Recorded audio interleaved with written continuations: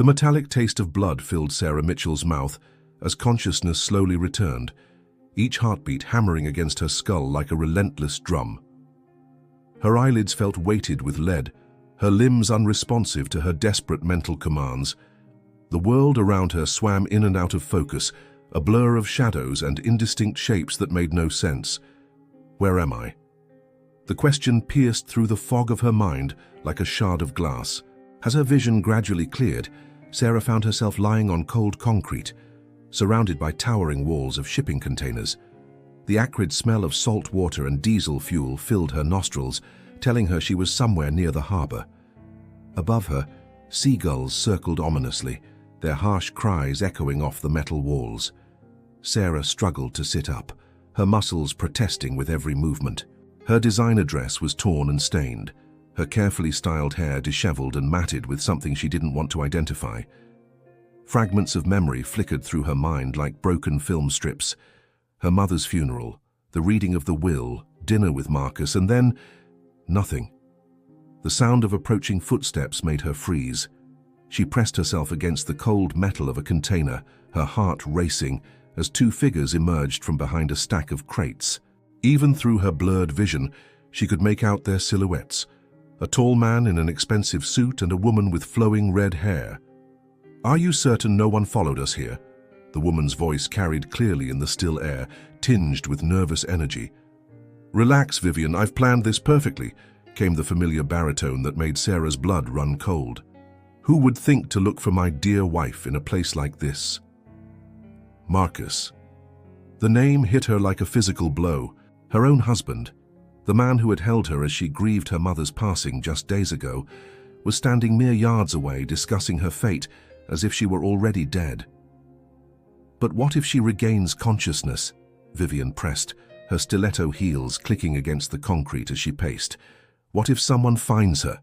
Marcus's laugh was cold and calculating. The dose I gave her was carefully calculated. Either she'll slip away peacefully, or the memory loss will be so severe she'll never be able to piece together what happened. Besides, who would believe a traumatized woman found wandering the docks? Everyone knows she's been unstable since Catherine's death. Sarah's mother, Catherine Mitchell, had been one of the city's most successful real estate moguls, building an empire that spanned 3 states. And now, apparently, Marcus intended to claim it all. "You're brilliant," Vivian purred, and Sarah watched in horror as the woman moved closer to her husband. "Once the inheritance comes through, we can finally be together properly. No more sneaking around, no more pretending." "The lawyers estimate the full estate transfer will take about 6 weeks, Marcus replied, wrapping his arms around his lover. "We'll have to maintain appearances until then, but after that..." He pulled Vivian close and kissed her passionately. Sarah squeezed her eyes shut, bile rising in her throat. Every tender moment, every loving word, every promise Marcus had made during their 2-year marriage had been a lie. The man she had trusted with her deepest fears and greatest hopes had been planning her destruction all along. "I can't wait to see that house in the Hamptons," Vivian was saying when Sarah forced herself to look again. "And the yacht. Oh, Marcus, we're going to have such a wonderful life together." "Better than wonderful," Marcus assured her. "We'll have everything Sarah's family built, everything her mother worked for. Justice, really, considering how that old woman looked down on me." The casual cruelty in his voice made Sarah's hands clench into fists. Her mother had been wary of Marcus from the beginning, sensing something artificial in his charm. But Sarah had been blinded by love, defending him against her mother's concerns until Catherine had finally stopped voicing them. As the couple began to walk back toward their car, Sarah caught one last snippet of conversation. "The memorial service is scheduled for next week," Marcus said. "I've already started making arrangements. Something tasteful but not too elaborate. We don't want to appear callous about moving on." Their voices faded as they disappeared around the corner, leaving Sarah alone with the crushing weight of her new reality. She was officially dead, or soon would be. Her husband had betrayed her in the most fundamental way possible, and somewhere in this maze of shipping containers and industrial equipment, she would have to find a way to survive. 6 months earlier. The autumn leaves danced outside the window of Catherine Mitchell's corner office, their brilliant oranges and reds a stark contrast to the sterile glass and steel of Manhattan's financial district. Sarah sat across from her mother's mahogany desk, reviewing quarterly reports that showed another record-breaking season for Mitchell Properties. "The Chicago expansion is exceeding all projections," Sarah said, sliding a folder across the desk. "The commercial district project alone will net us $12 million in the first year." Catherine looked up from her papers, her steel-grey eyes filled with pride. At 68, she remained formidable, her silver hair pulled back in an elegant chignon, her posture straight and commanding. "You've exceeded even my expectations, darling. Your father would be so proud." Sarah smiled, warmth flooding through her chest. James Mitchell had died when she was just 16, a heart attack that left both women devastated. But Catherine had channeled her grief into building the business empire that James had started, while Sarah had focused on her education, earning degrees in business and real estate development to carry on the family legacy. "The Henderson project presentation is scheduled for tomorrow," Sarah continued, flipping to another section of the report. "If we secure that contract, it'll be our biggest residential development yet." "You'll do fine," Catherine assured her. "You have your father's vision and your own sharp instincts. This company will be in excellent hands when I retire." The words carried weight beyond their surface meaning. Catherine had been hinting at retirement more frequently lately, and Sarah knew that meant significant changes were coming. Mitchell Properties would soon be entirely her responsibility, along with the vast fortune that Catherine had accumulated over the decades. "Speaking of the future," Catherine said, her tone shifting slightly, "how are things with Marcus?" Sarah's smile faltered almost imperceptibly. Her mother had never quite warmed to Marcus Ferguson, despite his charm and apparent devotion. "Things are good, Mother. He's been incredibly supportive, especially with all the extra hours I've been putting in." "I'm sure he has." Catherine's voice was carefully neutral, but Sarah caught the underlying skepticism. "It's just that I want to make sure you're truly happy, not just comfortable. There's a difference." "I am happy," Sarah insisted, though even as she said it, she wondered if she was trying to convince her mother or herself. Marcus was attentive and romantic, always ready with flowers or surprise dinners, but sometimes she caught him watching her with an expression she couldn't quite decipher, as if he were calculating something just beyond her understanding. "If you say so, dear." Catherine closed her folder and leaned back in her chair. "I've been thinking about making some changes to my will. Nothing dramatic, but I want to ensure that everything is properly structured for the future."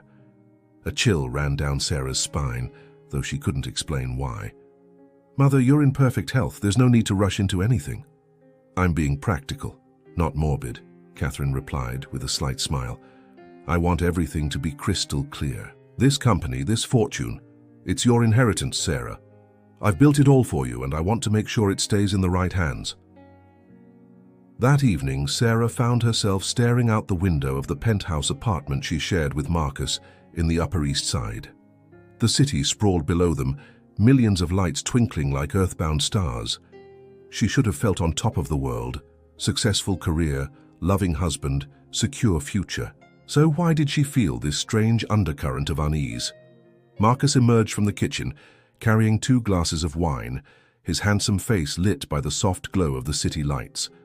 At 32, he had the kind of classical features that belonged on magazine covers.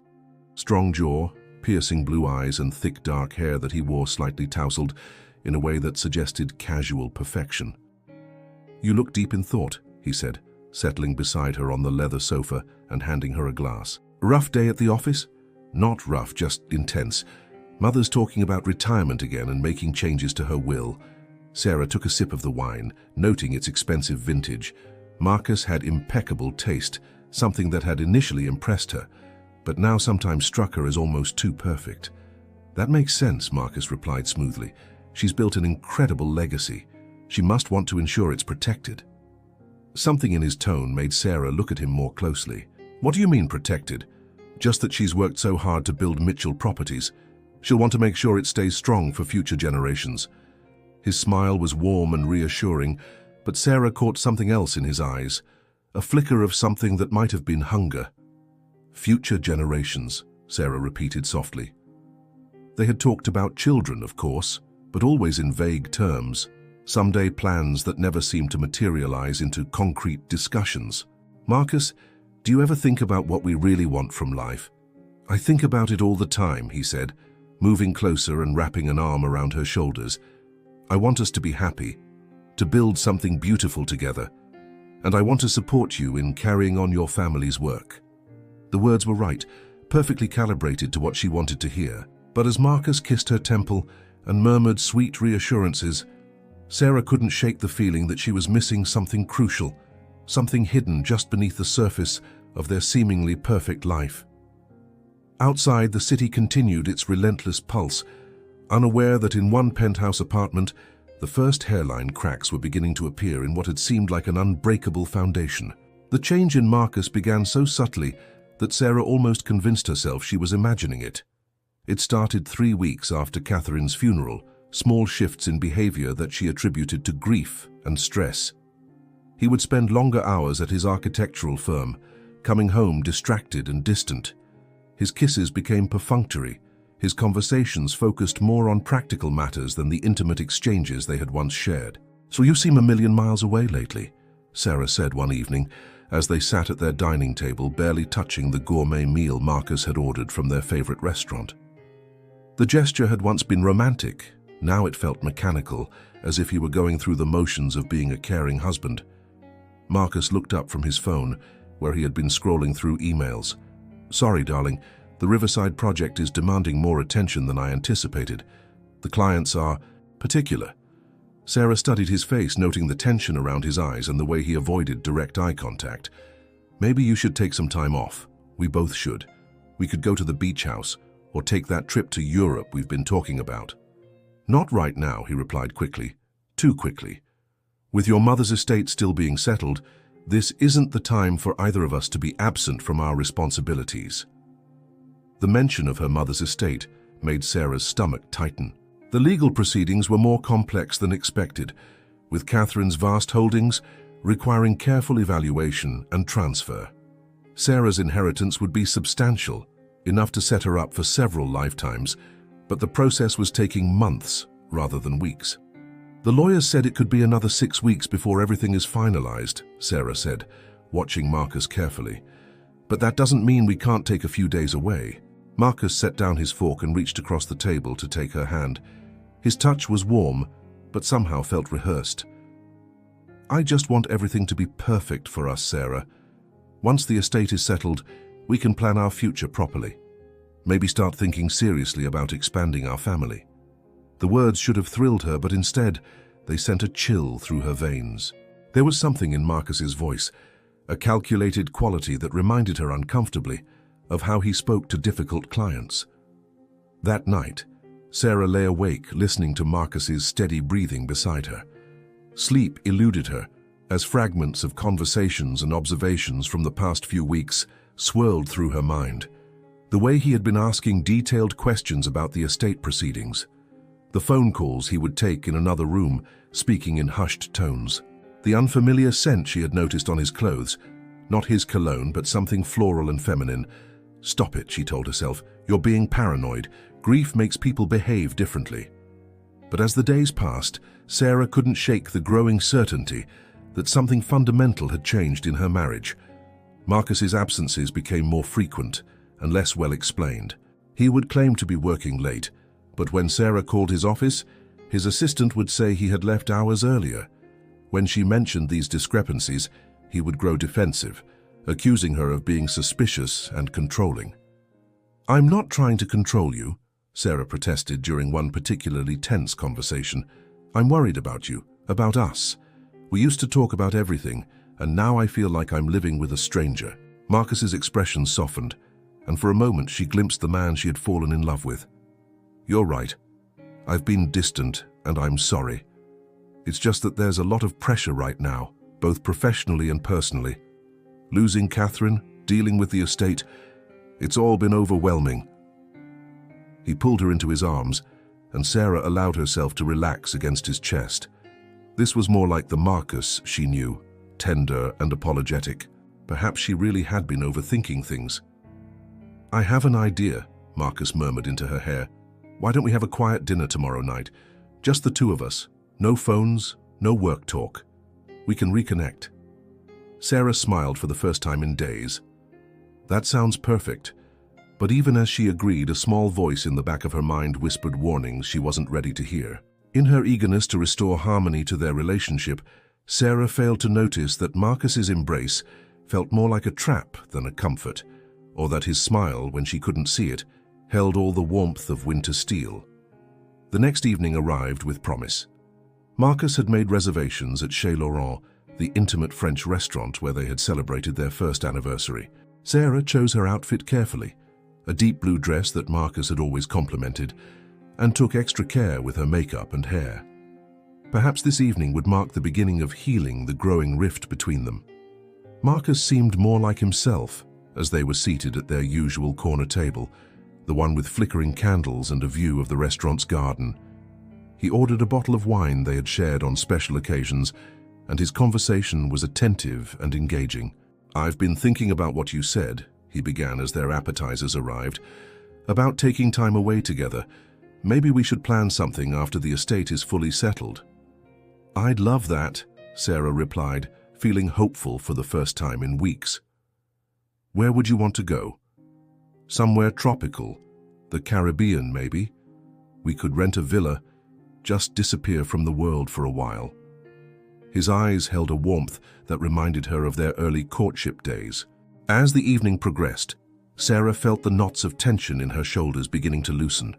This was the Marcus she had married, charming and romantic, fully present in their conversation. When he excused himself to take what he claimed was an urgent call from a client, she hardly minded. Everyone had professional obligations, but as she waited for his return, Sarah noticed something that made her blood run cold. At a table across the garden, partially hidden by a trellis of climbing roses, sat a woman with striking red hair and predatory green eyes. She was alone, but her attention seemed focused entirely on Sarah and Marcus's table. When Marcus returned, he seemed agitated, his earlier warmth replaced by a barely contained tension. "Everything all right?" Sarah asked, though she was still distracted by the woman across the garden. "Fine. Just a client crisis that will need attention tomorrow." Marcus signaled for the check. "Are you ready to head home?" As they prepared to leave, Sarah glanced back toward the mystery woman's table, but it was empty. A chill ran down her spine that had nothing to do with the evening air. During the taxi ride home, Marcus was unusually quiet, staring out the window at the passing city lights. Sarah tried to recapture the intimacy of earlier in the evening, but it felt forced now, as if they were both performing roles that no longer fit properly. "Thank you for tonight," she said as they entered their apartment. "I needed this, we needed this." Marcus nodded absently, already reaching for his phone. "I should check those messages from the client. Why don't you go ahead and get ready for bed? I'll join you in a few minutes." But Sarah was already walking toward the bedroom, her mind racing with questions she didn't want to ask and suspicions she didn't want to acknowledge. The woman in the garden, Marcus's strange behavior, the growing distance between them, it all felt connected in ways that terrified her. As she changed out of her dress, Sarah caught sight of herself in the full-length mirror. She looked pale and drawn, older than her 32 years. When had she started looking like a woman living in fear? From the living room, she could hear Marcus speaking in low, urgent tones. She couldn't make out the words, but the tone was intimate, almost loving. It was the way he used to speak to her. Sarah closed her eyes and took a shaky breath. Tomorrow, she decided, she would start looking for answers. Whatever was happening to her marriage, whatever Marcus was hiding, she needed to know the truth, even if that truth destroyed everything she thought she knew about her life. The investigation began with small acts of rebellion disguised as routine. Sarah started paying attention to details she had previously overlooked. The times Marcus claimed to be at work versus his actual whereabouts, the phone calls that sent him into private corners, the subtle changes in his appearance that suggested he was dressing to impress someone other than her. She hired a private investigator, discreetly, through a law firm that had no connection to Mitchell Properties. David Chen was a former police detective whose reputation for thorough, confidential work preceded him. When Sarah met him at a small cafe in Queens, far from her usual Manhattan haunts, She felt like she was crossing a line she could never uncross. "I need to know if my husband is having an affair," she said without preamble, sliding a manila envelope across the table. Inside were photographs of Marcus, copies of their joint credit card statements, and a detailed timeline of his suspicious behavior. David examined the materials with professional detachment. He was a slight man in his 50s, with intelligent eyes and careful hands. "How long has this been going on?" "The behavioral changes started about a month ago, but looking back, there might have been signs earlier that I ignored." Sarah's voice was steady, but her hands shook slightly as she lifted her coffee cup. "And what's prompting you to investigate now?" Sarah hesitated. How could she explain the growing certainty that her life was built on lies? The feeling that Marcus's love had been a carefully constructed performance, the terror that came with realizing she might be living with a stranger. "I think he's planning to leave me," she said finally. "But there's more to it than just another woman. My mother recently passed away, and I'm inheriting a substantial estate. I think that might be connected to whatever's happening." David made notes in a small leather-bound pad. "How substantial?" "Approximately $40 million, plus controlling interest in Mitchell Properties, which is valued at around $200 million. David's expression didn't change, but Sarah saw him write something with particular emphasis. "I'll need 2 weeks for a preliminary investigation. My fee is $500 a day plus expenses. Is that acceptable?" "Yes." Sarah slid a check across the table. "How long have you been doing this kind of work?" 15 years in marital investigations, 25 total in investigative work." David tucked the check into his jacket. "Mrs. Ferguson, I need to ask, what will you do if I confirm your suspicions?" The question hung in the air between them. Sarah realized she had been so focused on finding the truth that she hadn't considered what she would do with it once she had it. "I don't know," she admitted, "but I need to know what I'm dealing with." That evening, Sarah found herself studying Marcus with new eyes as he moved through their apartment. He was on the phone again, supposedly with a client in Los Angeles, but his body language suggested something more personal. When he laughed at something the caller said, it was the laugh she remembered from their early courtship, warm and genuine in a way he rarely was with her anymore. "Who was that?" she asked when he ended the call. "Robert Kinsley, the Los Angeles project." Marcus's answer came quickly, too quickly. "He was telling me about some zoning complications." Sarah nodded and returned to her book, but she made a mental note. Robert Kinsley. She would ask David to verify whether such a client existed. The next few days passed in a strange state of suspended animation. Sarah went through the motions of her normal routine, meetings at Mitchell Properties, social obligations, dinners with Marcus, while part of her mind remained detached, observing everything with the cold clarity of an investigator. She noticed that Marcus had changed his phone's passcode, that he had started taking his laptop with him when he traveled, whereas he used to leave it at home, that he had purchased new clothes, expensive items she hadn't seen him wear around her. Most tellingly, she noticed that he had stopped asking about the estate proceedings. For weeks, he had shown intense interest in every detail of the legal process. Now, when she mentioned meetings with lawyers or updates on asset transfers, he would nod absently and change the subject. He already knows, Sarah realized with a chill. Somehow, he already knows exactly how long the process will take. The revelation came to her on a Thursday evening as she sat in her office, reviewing quarterly projections that seemed meaningless in light of her crumbling personal life. Marcus had said he would be working late on the Riverside project, but something had compelled her to drive past his firm's building. The windows were dark, the parking lot empty except for a security guard's car. Sarah sat in her vehicle across the street, hands gripping the steering wheel as the implications washed over her. If Marcus wasn't at work, where was he? With whom? And what exactly was he planning? Her phone buzzed with a text message from Marcus. "Client dinner running late. Don't wait up. Love you." The casual lie hit her like a physical blow.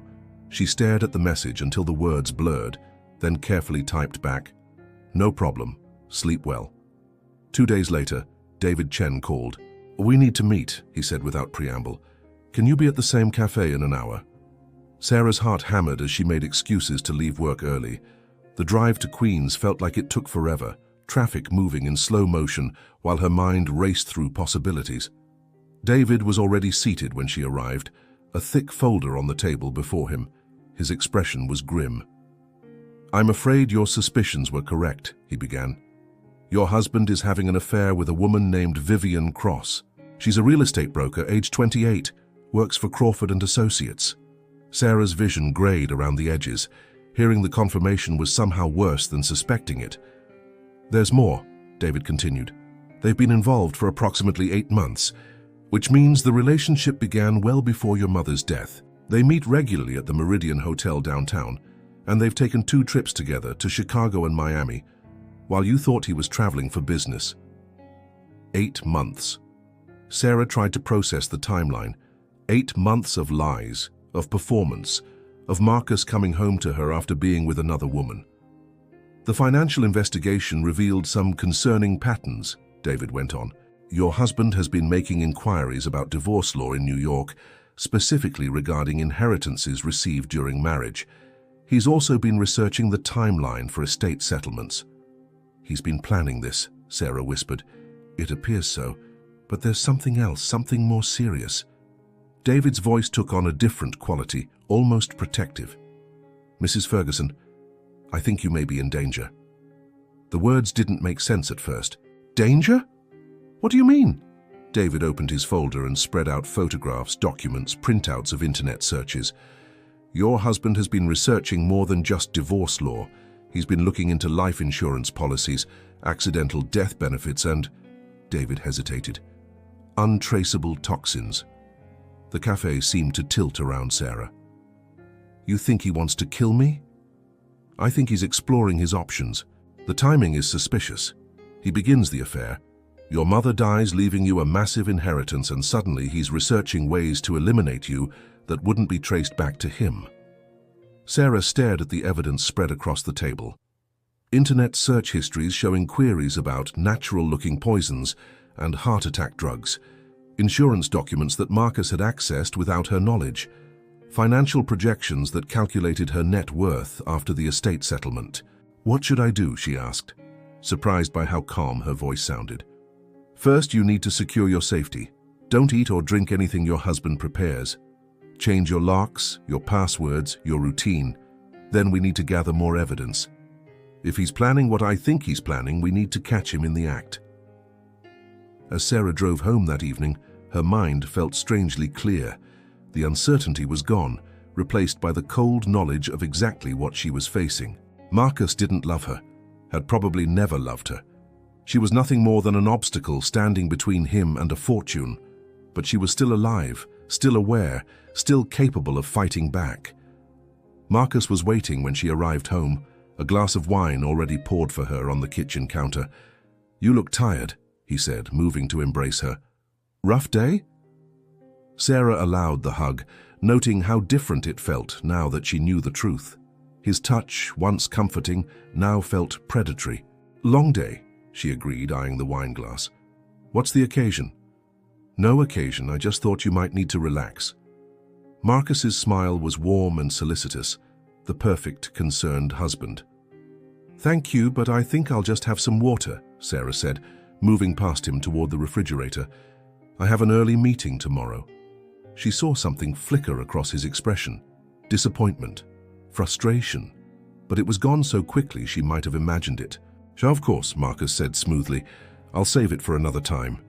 As Sarah prepared for bed, she realized that the real battle was just beginning. Marcus thought he held all the cards, that she was an unsuspecting victim waiting to be eliminated. But now she knew the truth. The hunter had just become the hunted. The plan crystallized over the following week as Sarah gathered intelligence and prepared her counterattack. David Chen's continued surveillance revealed that Marcus and Vivian had accelerated their timeline, meeting almost daily now and discussing logistics with increasing urgency. Through carefully placed listening devices, David had confirmed that they were planning Sarah's death for the following Friday evening. "They've chosen a method," David reported during their final meeting. "A drug that mimics cardiac arrest, administered through food or drink. Afterward, they plan to dispose of your body somewhere it won't be found immediately. giving Marcus time to establish an alibi. Sarah listened to the details with clinical detachment. The terror she had felt initially had crystallized into cold determination. She would not be a victim. "Here's what we're going to do," she said, spreading out her own set of documents. "I've been in contact with the district attorney's office. They're willing to coordinate a sting operation, but they need evidence of attempt or conspiracy. We're going to give them both." The plan was dangerous but elegant. Sarah would appear to go along with Marcus's romantic dinner suggestion for Friday evening, but she would be wearing a wire and drinking from a specially prepared glass that would reveal any tampering. Police would be positioned nearby, ready to move in once Marcus made his attempt. "Are you sure about this?" David asked. "The risks are significant. If something goes wrong—" "Nothing will go wrong," Sarah replied with more confidence than she felt, "because Marcus thinks I'm helpless. He has no idea I know what he's planning." Friday evening arrived with unseasonable warmth for October. Sarah dressed carefully in a pale green dress that Marcus had always admired, the wire concealed beneath the fabric by the technical team that had arrived earlier. Her hands were steady as she applied her makeup, though her heart raced with anticipation. Marcus had been attentive all week, more loving than he had been in months. Now she understood it was the performance of a man anticipating his final scene. "You look beautiful," he said as he opened a bottle of champagne in their dining room. The table was set with their finest china, candles flickering romantically between bouquets of white roses. "This is lovely," Sarah replied, settling into her chair. Through the window she could see the unmarked police van positioned across the street. "What's the occasion?" "I realized I've been neglecting you lately," Marcus said, his voice warm with apparent sincerity. "Between work stress and everything with your mother's estate, I haven't been the husband you deserve. I want to change that." He poured champagne into 2 crystal flutes, the golden liquid catching the candlelight. Sarah accepted hers with a smile, noting how Marcus watched her intently as she raised it to her lips. "To new beginnings," he toasted. "To new beginnings," Sarah echoed, barely allowing the liquid to touch her lips. The technical team had assured her that any drugs would be detectable within minutes of ingestion, but she wasn't taking chances. As they talked through dinner, Sarah marveled at Marcus's performance. He was charming and attentive, asking about her work and sharing amusing anecdotes from his recent projects. If she hadn't known what he was planning, she might have believed this was genuine reconciliation. "I've been thinking about our future," Marcus said as he served dessert, chocolate mousse from her favorite bakery, "about starting a family, traveling more, maybe buying a house in the country." "That sounds wonderful," Sarah replied, accepting the small glass bowl he offered. She noticed his hands were slightly unsteady. "I know losing your mother has been difficult," Marcus continued, "but her legacy will allow us to build something amazing together. We can honor her memory by creating the life she would have wanted for you." The casual manipulation in his words made Sarah's stomach turn. He was using her grief, her love for her mother, to make her more compliant.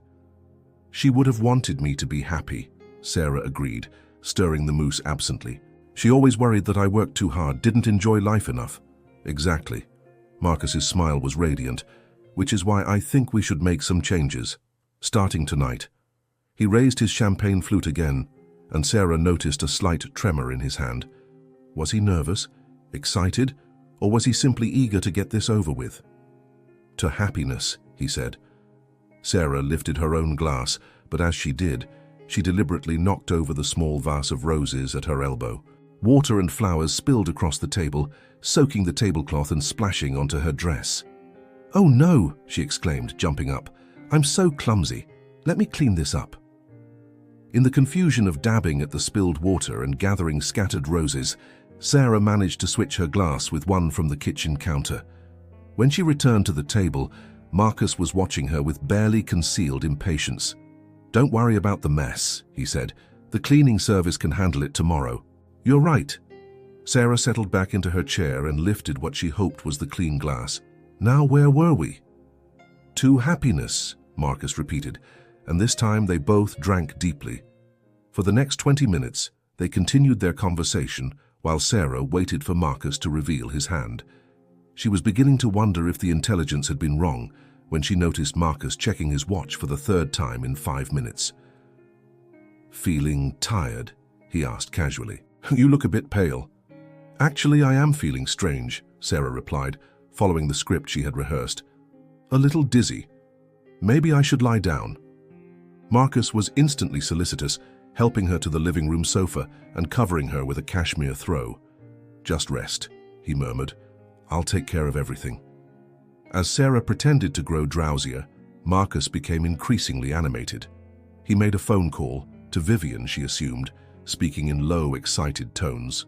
Then he disappeared into their bedroom, returning with a small suitcase that she realized he must have packed earlier. "Sleep now," he whispered, pressing a kiss to her forehead. The gesture that had once been loving now felt like a funeral rite. Sarah allowed her breathing to slow and her body to go limp, watching through barely open eyes as Marcus moved efficiently around the apartment. He gathered documents from his study, insurance policies, she assumed, and other papers he would need to claim her estate. Then he made another phone call. "It's done," he said quietly. "She's unconscious. I'll move her in another 20 minutes once I'm certain she won't wake up." Now, Sarah thought. She pressed the small transmitter concealed in her hand, sending the signal to the police team waiting outside. Within moments, she heard footsteps in the hallway, followed by authoritative knocks on the apartment door. Marcus spun around, his face shifting from triumph to confusion to dawning horror as he realized what was happening. "NYPD, open the door!" Sarah sat up slowly, pulling off the throw and facing her husband across their living room. "Hello, Marcus. Or should I say goodbye?" His face went white. "Sarah, I can explain." "I'm sure you can. You've always been good with explanations." She stood up, feeling stronger than she had in months. "But I think the police will be more interested in hearing from Vivian." The door burst open, and armed officers flooded into the apartment. Marcus raised his hands automatically, his expression cycling through shock, denial, and finally defeated acceptance. As they led him away in handcuffs, Marcus looked back at Sarah one final time. "You don't understand," he said desperately. "I loved you. I really did love you." Sarah met his gaze steadily. "No, Marcus. You loved what I represented. There's a difference."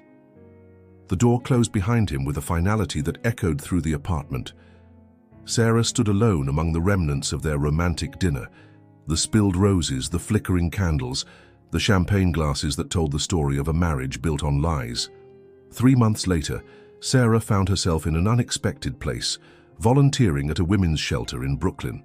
The irony wasn't lost on her that she, who had narrowly escaped becoming a victim herself, now spent her evenings helping other women rebuild their lives after domestic violence and betrayal. The legal proceedings had moved swiftly once Marcus and Vivian were arrested. Faced with overwhelming evidence, recorded conversations, financial records, the attempted poisoning, both had pled guilty in exchange for reduced sentences. Marcus received 15 years for attempted murder and conspiracy. Vivian, as an accessory, received 7. Sarah's inheritance had been finalized without further complications, but the money felt different now, tainted by the knowledge of what it had nearly cost her.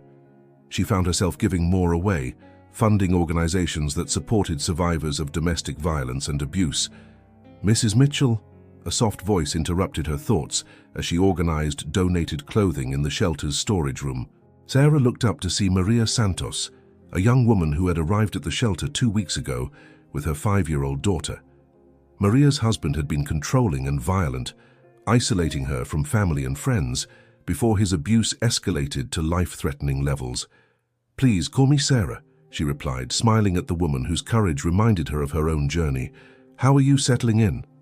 "Better each day," Maria replied, though shadows still lingered in her eyes. "Isabella loves the art classes you funded. She painted this for you." Maria handed Sarah a small canvas covered in bright colors, a house with flowers, and 2 stick figures holding hands under a rainbow. In a child's careful printing, the words "Thank you" were written across the bottom. Sarah felt tears prick her eyes. "It's beautiful. Will you thank Isabella for me?" As Maria returned to her tasks, Sarah reflected on how much her life had changed. The penthouse apartment felt too large and empty now, So she had purchased a smaller place in a neighborhood that felt more like a community. She still ran Mitchell Properties, but she had hired a strong management team that allowed her to focus on the philanthropic work that gave her life meaning. The betrayal had left scars, certainly. She found it difficult to trust romantic overtures, analyzing every interaction for signs of deception. But it had also revealed strength she hadn't known she possessed. The terrified woman who had awakened in that warehouse had transformed into someone who refused to be a victim. 6 months after the trial, Sarah was leaving the shelter after a particularly long evening when she nearly collided with a man carrying a box of medical supplies up the front steps. He was tall and lean, with kind brown eyes behind wire-rimmed glasses, and prematurely grey hair that suggested someone who had seen more than his share of life's hardships. "I'm so sorry," he said, steadying both her and the box. "I didn't see you coming down." "No harm done," Sarah replied, noting the Red Cross logo on the box. "Are you here for the medical clinic?" "Dr. James Harrison," he said, shifting the box to offer his hand. "I volunteer here twice a week, providing basic health care for residents." "Sarah Mitchell, I help with administrative and funding support." Something in his expression shifted when she mentioned her name. "Mitchell? As in Mitchell Properties?" Sarah tensed, waiting for the calculation she had learned to recognize in people's eyes when they connected her to her family's wealth. Instead, she saw something else. Recognition, but tempered with what looked like respect. "I read about what happened to you," James said quietly. "I'm sorry you went through that, but I admire what you've done with your experience, turning trauma into advocacy." The directness of his statement caught Sarah off guard. Most people either avoided mentioning the scandal entirely or treated her like a fascinating victim. James did neither. "Thank you," she said simply. "That means a lot coming from someone who clearly understands service to others." As they talked, Sarah learned that James was a trauma surgeon who had recently left a high-pressure position at Manhattan General to focus on community medicine and volunteer work. He had his own story of disillusionment with a system that prioritized profit over patients. "I realized I was burning out," he explained as they shared coffee at a 24-hour diner near the shelter. "Spending 18-hour days in surgery, barely seeing my daughter, missing everything that mattered because I was trying to save everyone." "Your daughter?" Sarah asked. James's face softened. "Emma. She's 8, and she's been more patient with my schedule than any child should have to be. Her mother, my ex-wife, lives in California now. Emma spends summers with her, but she's with me most of the year." Sarah found herself genuinely curious about this man, who had chosen to step away from prestige and money to do work that mattered. It was a path she understood intimately. "What made you choose this shelter?" she asked. "Honestly, I was looking for a place where I could make a real difference without politics or bureaucracy getting in the way. When I saw what they were doing here, how they were approaching trauma-informed care..." He paused, studying her face. "I'm sure you know what I mean. Real healing requires more than just treating symptoms." Sarah nodded. She did know exactly what he meant. The work of rebuilding after betrayal went far deeper than legal justice or financial security. Their friendship developed slowly, built on shared experiences at the shelter, and conversations that revealed common values and perspectives. James was cautious in his personal relationships. His divorce had left him wary of romantic entanglements, while Sarah was still learning to distinguish between genuine interest and opportunistic calculation. But there was something about James that felt different. He never asked about her wealth or her legal victory over Marcus. Instead, he was interested in her thoughts on trauma recovery, her ideas for improving shelter services, her observations about the systemic issues that left women vulnerable to abuse.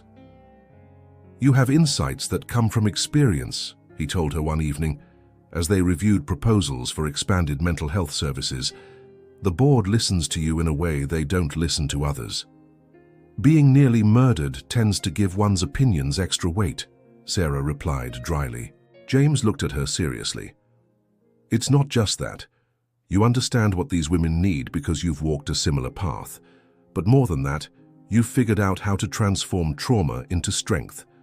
That's not common, and it's invaluable." Sarah felt something warm unfurl in her chest at his words, not the calculated flattery she had learned to recognize, but genuine appreciation for who she had become rather than what she represented. One evening, James invited her to have dinner at his apartment so she could meet Emma. Sarah was nervous. She had little experience with children, and the thought of being evaluated by an 8-year-old felt more intimidating than facing a boardroom of skeptical investors. Emma turned out to be a serious child, with her father's thoughtful eyes and an artist's careful attention to detail. She showed Sarah her paintings and sculptures, explaining her techniques with the kind of intense focus that reminded Sarah of herself at that age. "Daddy says, you help ladies who are sad," Emma said over dinner, with the direct honesty that children possessed. "I try to help them feel safe," Sarah replied carefully. "Sometimes when people are sad, it's because someone has hurt them and they need help figuring out how to be okay again." Emma nodded, as if this made perfect sense. "Like when Tommy Martinez pushed me at school and I was scared to go back. But then Ms. Rodriguez helped me make a plan, so I felt brave again." "Exactly like that," Sarah agreed, impressed by the child's understanding. After Emma went to bed, James and Sarah sat on his small balcony overlooking the city. The apartment was modest but warm, filled with Emma's artwork and evidence of a life built around genuine priorities rather than status or wealth. "She likes you," James observed. "Emma doesn't warm up to everyone." "She's remarkable. You've done an incredible job with her." "I've made a lot of mistakes," James said quietly. "The divorce was hard on her. I was working too much, not present enough. I'm still figuring out how to balance everything." Sarah recognized the self-doubt of someone who cared deeply about getting things right.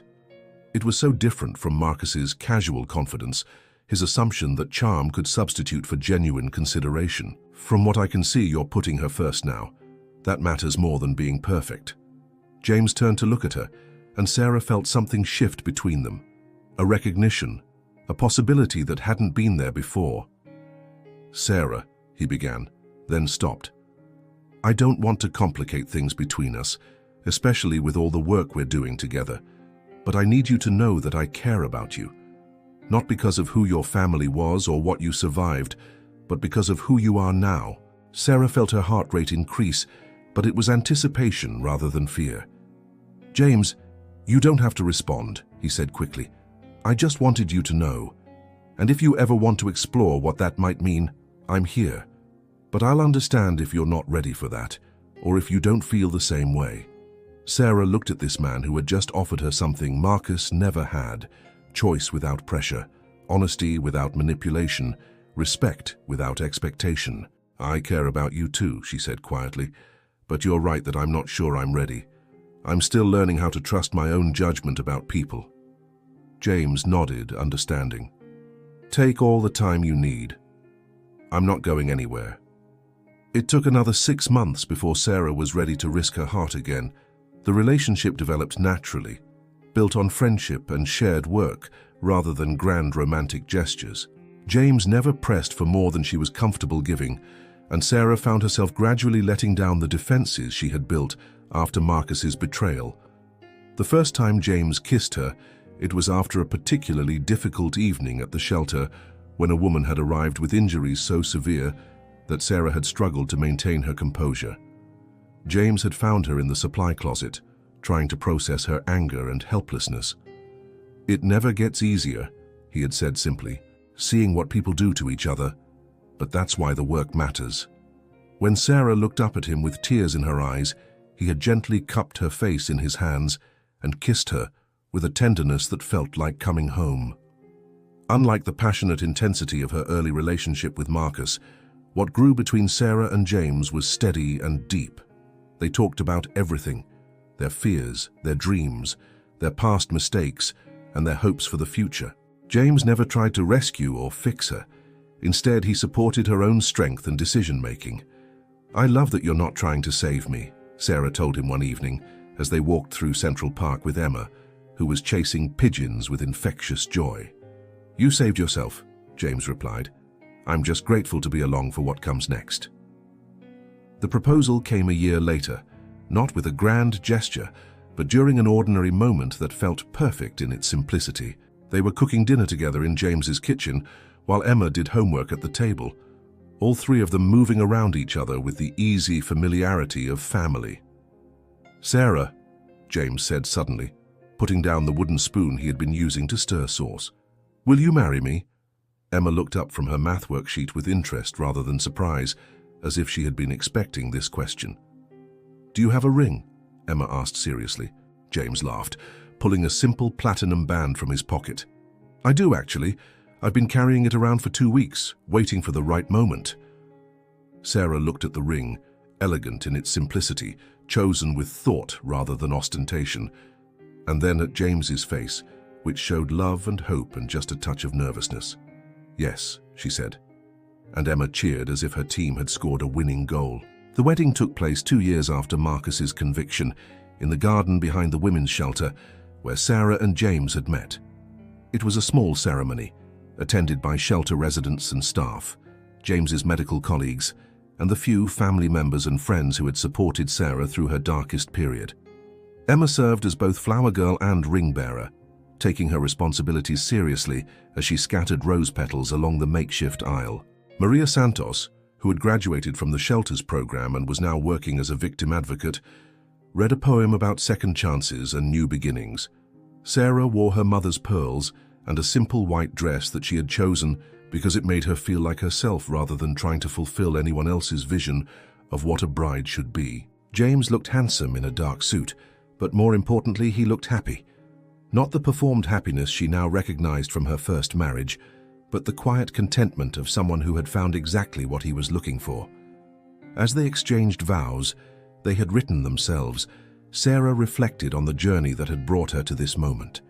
The betrayal that had nearly destroyed her had ultimately led to a life more authentic and fulfilling than anything she had thought possible. "I promise to trust you with my heart," she said, looking into James's eyes. "Not because you've earned it through grand gestures, but because you've shown me through countless small actions that you value it as I do." James's vows were equally personal. "I promise to love you not for who I think you should be, but for who you are and who you're becoming. And I promise to build a life with you based on honesty, respect, and the kind of love that makes us both stronger." After the ceremony, as guests mingled in the garden and Emma showed off her dancing skills to anyone who would watch, Sarah found herself thinking about her mother. Catherine would have loved James, she realized, not because he was wealthy or charming, but because he was genuine, the kind of man who would protect what mattered without trying to control it. Married life proved to be everything Sarah had hoped for, but never dared to expect. James and Emma moved into Sarah's brownstone, and they created a home that reflected all three of their personalities. Emma's artwork covered the refrigerator and filled the previously pristine spaces with color and life. James's medical journals and volunteer schedules shared counter space with Sarah's philanthropic planning materials. Sarah legally adopted Emma 6 months after the wedding, a process that felt like the final piece of building their family. Emma, now 10, took the responsibility of being Sarah's daughter as seriously as she approached everything else. "Now you're really my mum," she announced after the court proceedings were complete. "Not just legally, but for real." "I was already your mum for real," Sarah replied, hugging her daughter close. "The legal part just makes it official." The shelter where they had met continued to be a central part of their lives. Sarah expanded her funding to support not just emergency services, but also job training, childcare, and long-term housing assistance. James established a permanent medical clinic on site, providing comprehensive health care that addressed both physical injuries and trauma-related conditions. "We're creating something that didn't exist when I needed it," Sarah told a reporter who was writing about innovative approaches to domestic violence prevention. "A model that recognizes that escaping abuse is just the first step. Survivors need comprehensive support to rebuild their lives." The work was demanding and sometimes heartbreaking, but it was also deeply fulfilling. Sarah had found a way to transform her own experience into something that protected and empowered others. 5 years after Marcus's conviction, Sarah received an unexpected letter. It was from Marcus himself, writing from prison to request a meeting. Sarah's first instinct was to throw the letter away, but something made her read it through to the end. In carefully written sentences, Marcus expressed regret for his actions and asked for the opportunity to apologize in person. He claimed to have undergone therapy and gained insight into his behavior. The letter was different from his previous communications, less manipulative, more straightforward, but Sarah remained skeptical. She discussed it with James, who listened carefully before offering his perspective. "The question isn't whether his regret is genuine," he said. "The question is whether meeting with him would serve any purpose for you." Sarah considered this. She had built a good life, found peace and happiness that Marcus's actions couldn't touch. Did she need closure from him? Or would seeing him only risk reopening wounds that had healed? "I think I do want to see him," she said finally. "Not because I need his apology, but because I want him to see who I've become. I want him to understand that his attempt to destroy me actually led to something better." The meeting took place in a sterile prison visiting room with glass barriers and monitored phone conversations. Marcus looked older, grayer, diminished by years of incarceration. When he saw Sarah, something flickered across his expression. Surprise, perhaps, at how confident and peaceful she appeared. "Thank you for coming," he said through the phone. Sarah studied his face, looking for signs of the manipulation she remembered. Instead, she saw something that might have been genuine remorse. "I wanted to tell you that I know what I did was unforgivable," Marcus continued. "I don't expect forgiveness, and I'm not asking for it. I just wanted you to know that I understand now that I was wrong, about everything." "What do you understand?" Sarah asked. Marcus was quiet for a long moment. "I understand that I never loved you. I loved the idea of what you could give me, and I understand that destroying you wouldn't have made me happy, even if I had succeeded. I would have been empty either way." Sarah nodded. It was more self-awareness than she had expected from him. "I heard that you remarried," Marcus said, "that you adopted a daughter. I'm glad. You deserve to be happy." "I am happy," Sarah replied simply, "but not because of anything you did or didn't do. I'm happy because I chose to build something good from what happened." When the visit ended, Sarah felt a sense of completion that surprised her. Not because Marcus had apologized. His regret, whether genuine or not, didn't change what he had done. But because she had been able to face him from a position of strength and realize that he no longer had any power to hurt her. As Sarah's philanthropic work expanded, she began speaking publicly about her experiences, both to raise awareness about domestic violence and to inspire other survivors. The first time she told her story to a room full of strangers, her voice shook and her hands trembled. But as she spoke, she saw recognition in the faces of women who had their own stories of betrayal and survival. "The most important thing I learned," she said during one particularly memorable speech, "is that surviving isn't enough. We have to choose to thrive. We have to decide that what was done to us won't define what we do next." The response was overwhelming. Women approached her afterward, sharing their own stories and thanking her for her courage in speaking out. Sarah realized that her visibility as a survivor, particularly one who had not only escaped, but built something meaningful from her experience, provided hope for others who were still struggling. She established the Catherine Mitchell Foundation in her mother's memory, focusing on comprehensive support for domestic violence survivors. The foundation provided not just emergency assistance, but also education, job training, legal support, and long-term housing options. Most importantly, it was run by survivors for survivors, ensuring that programs were designed by people who understood the journey from victim to victor.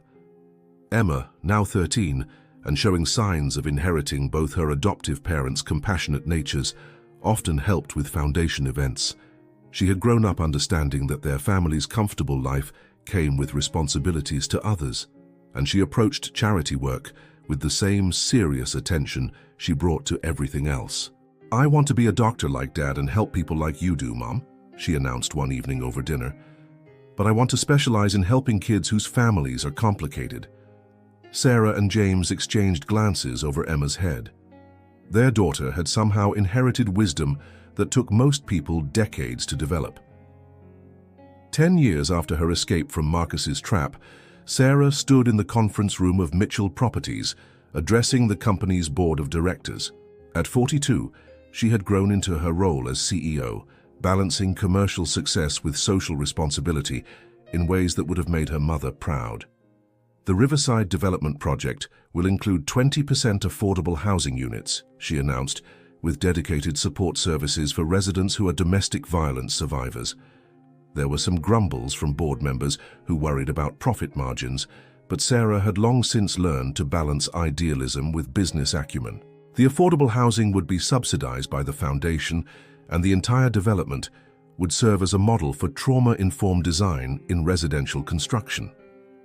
After the meeting, Sarah walked through the streets of Manhattan toward the shelter where she was scheduled to speak to a new group of residents. The city had changed around her over the past decade, but the work of supporting survivors remained as crucial as ever. At the shelter, she was greeted by Maria Santos, now the executive director, and Dr. Patricia Williams, who had taken over the medical clinic when James transitioned to part-time volunteer work to spend more time with Emma. "We have 8 new residents this week," Maria reported as they walked toward the meeting room. 3 with children, all needing comprehensive services. Sarah nodded, making mental notes about resource allocation and support needs. The work had become second nature to her, but it never felt routine. Each woman who walked through the shelter doors represented a unique story of courage and a specific set of challenges. The meeting was smaller than some Sarah had addressed, perhaps 15 women in various stages of recovery and rebuilding. She saw familiar patterns in their faces, the wariness that came from betrayal, the exhaustion that followed crisis, but also the spark of determination that had brought them to this place of safety. "My name is Sarah, and I'm a survivor," she began, using the words that had opened every speech for the past 8 years. 10 years ago, I was where many of you are now, trying to figure out how to rebuild a life that someone else had tried to destroy." As she spoke, Sarah saw the same recognition she always found in these audiences, the understanding that someone who looked composed and successful had once been as frightened and uncertain as they were now. "The most important thing I want you to know," she concluded, "is that survival is not the end goal, it's the beginning. What you do with the life you've saved, that's where the real victory happens." After the meeting, a young woman approached her hesitantly. She was perhaps 25, with dark hair and eyes that held both fear and determination. "Mrs. Harrison," she said, "I wanted to thank you, not just for this talk, but for everything the foundation does. I'm starting college next month, the first person in my family to go, and it's only possible because of the scholarship program." Sarah felt the familiar warmth that came with these encounters. "What are you studying?" "Social work. I want to help other women like us. Like you helped me understand was possible." As Sarah walked home that evening, she reflected on the unexpected turns her life had taken.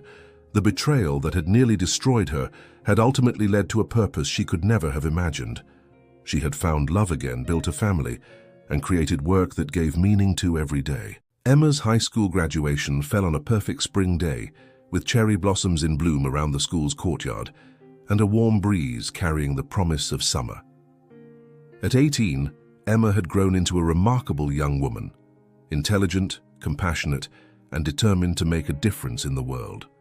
She had been accepted to Stanford with plans to study medicine and psychology, following the path toward helping traumatized children that she had announced years earlier.